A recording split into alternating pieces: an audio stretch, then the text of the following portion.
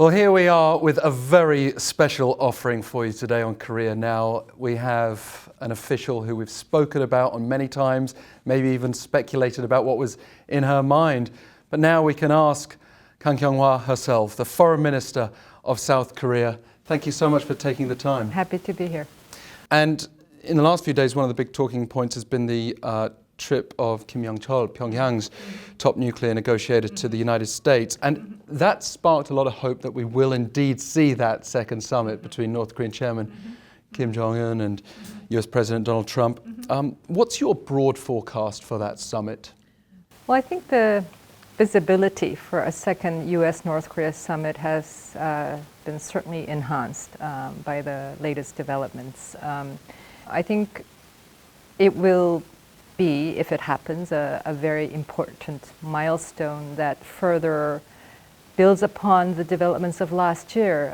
It was a year where we were able to make a huge switch from a situation of confrontation and rising tension to one of dialogue and peaceful resolution. With a second US-North Korea summit, we will be able to take very concrete strides along that road toward complete denuclearization and building lasting peace on the Korean Peninsula that we have just opened. And what kind of agreement can we expect, though, from this second summit, presuming it is going to happen? Well, the first summit was historic in itself, and the outcome of it was a very broad framework of shared goals. One being, leaving behind hostilities and working towards better relationship between the U.S. and North Korea. The second being an agreement to work towards lasting peace on the Korean Peninsula. The third being the North Korean leader's reiteration of his commitment to complete denuclearization. And a chapeau that indicated the U.S. willingness to provide security guarantees. So the goalposts are there. And so the second summit has now to produce concrete agreement towards those goalposts. I mean, it did feel a bit like the goalposts were moving when North Korea started saying, well, denuclearization means any kind of American nuclear threat in this region. North Korea does its messaging in different ways. This is not out of their usual way of messaging to the outside world. But I think what comes clearly through is the commitment to complete denuclearization and to do it with the United States in response, expecting some concrete corresponding measures from the United States. And so that's the task at hand between the two sides. What steps North Korea is willing to take on the denuclearization track, and what steps the United States is ready to provide in terms of corresponding measures. So that's the basic elements of the discussions. Of course, the denuclearization issue is not just a U.S. issue. It's first of all, it's our issue. It's our security. We live in this region. It's a global goal as well. It's a goal that's stated in a series of Security Council resolutions.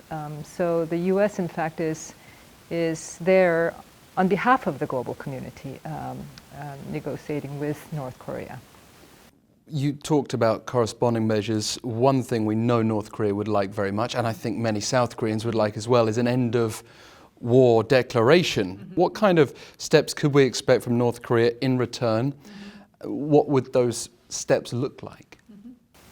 This was something that we promoted and we continue to promote as a political declaration that indicates clearly before the world to end to hostile intentions and the start of a process toward a peace treaty to replace the armistice treaty, and that we will do this in good faith. So I think the nature of that declaration is something that will also further encourage the denuclearization process along. We still think it's a very good step for all concerned to take. What North Korea can then offer in return is, I would shy away from giving specifics to that because that very much depends on at the table between the United States and North Korea. But the denuclearization challenge is a process. It's a goal, and there are many things that need to happen in that process. Not necessarily sequentially, but the sequencing, how to match denuclearization steps to corresponding measures is, we think, should be done in a way that has all the elements on the table with a comprehensive agreement, then step-by-step implementation of those agreements. Many freer sort of speakers can say that it was perhaps unrealistic of the US to come out straight with CVID at the bat and say we need to bring about complete denuclearization, we need to do it irreversibly, we need to verify this. We then saw the softening of the rhetoric, in some people's opinion, to FFVD. There is speculation within the South Korean media that we're seeing the US sort of considering disarmament. And actually, there is genuine concern among conservatives here in South Korea that the US might not quite support them as much as they were hoping. Is it just natural worries because there's been this deadlock for so long, or do you think the US is considering some sort of compromise? I think our goal, a shared goal between the US and South Korea, and in fact the entire global community, is clear. There's no shifting, not a bit, about what the goal is. It is complete denuclearization. It is the goal of the Security Council that has the primary responsibility for the peace and security globally. So,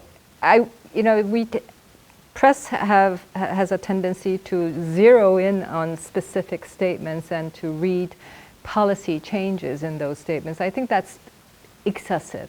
In all of my discussions with Mike Pompeo, in all of our coordination and consultations at all levels, there is no change, no shifting in what the goal is. We have our clear view on the goal, but we know that it is not an easy process. I always say, take a deep breath, because it is going to take a lot of patience and time. But there has not been a shift in the policy goal. What do you think is behind the US decision to open up to humanitarian aid to North Korea? I don't, it's significant. I think it's particularly welcomed by humanitarian agencies, but it's more of a procedural easing of humanitarian agencies to travel to and do their work in the North Korea, rather than a fundamental shift from no to yes. But it is a positive signal, and we've always argued that humanitarian assistance has to be separately considered. Now, the real-day politics makes that a little less so clear, but our policy has always been that this is separate. This has to be pursued in its own worth, and so we welcome it. Are we reaching that point where there has to be some sort of action on sanctions to start saving lives in North Korea, rather than just being patient politically? The Council sanctions make clear exemptions for humanitarian assistance. So we can do that without sanctions relief. The sanctions are in place because of North Korea's nuclear and missiles development.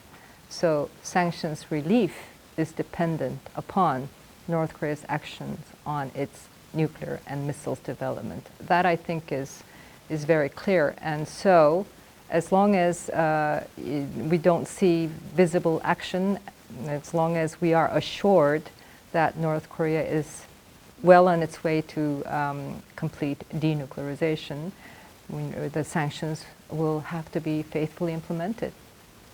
I was in Gwanghwamun when President Trump came to visit, and the mood was pretty electric. There were protesters, there were supporters. It was certainly dynamic.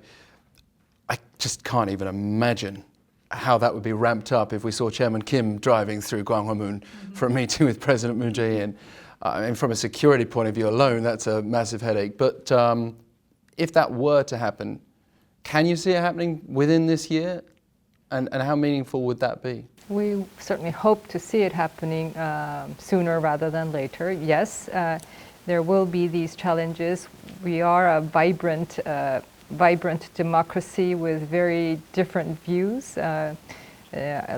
Many civil society groups with different views, and that's who we are. And I think we'll have to manage that situation.